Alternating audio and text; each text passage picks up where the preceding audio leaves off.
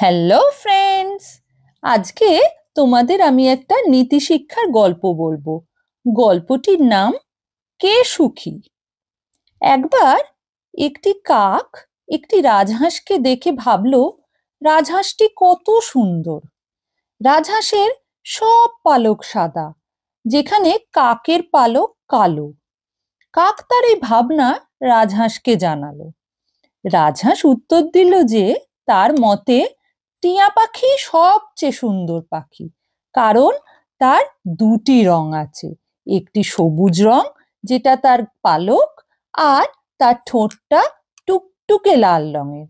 আর রাজহাঁসের শুধু আছে একটি রং, সাদা। এরপর কাক টিয়া পাখির কাছে গেল। সে সহজভাবে বলল যে তার মতে ময়ূর সব থেকে সুন্দর পাখি, কারণ ময়ূর বহু রঙের অধিকারী। যখন কাক তার ভাবনা ময়ূরকে জানালো, ময়ূর উত্তর দিল, প্রিয় কাক, তুমি এই পৃথিবীতে সবচেয়ে ভাগ্যবান পাখি, কারণ তোমাকে কখনোই খাঁচায় বন্দি করা হয় না। আমার সৌন্দর্যের কারণে আমি এই খাঁচায় আটকা পড়েছি, আর তুমি মুক্ত। এই কথা শুনে কাক ভাবলো সে কত বোকা, এবং ঈশ্বরকে ধন্যবাদ জানালো তাকে যেমনটি বানিয়েছে তার জন্য।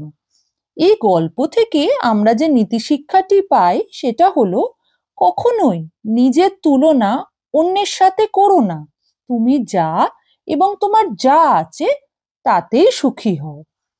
কেমন লাগলো তোমাদের? যদি ভালো লাগে আমাদের চ্যানেলটা লাইক, শেয়ার আর সাবস্ক্রাইব করতে ভুলো না যেন। Thank you.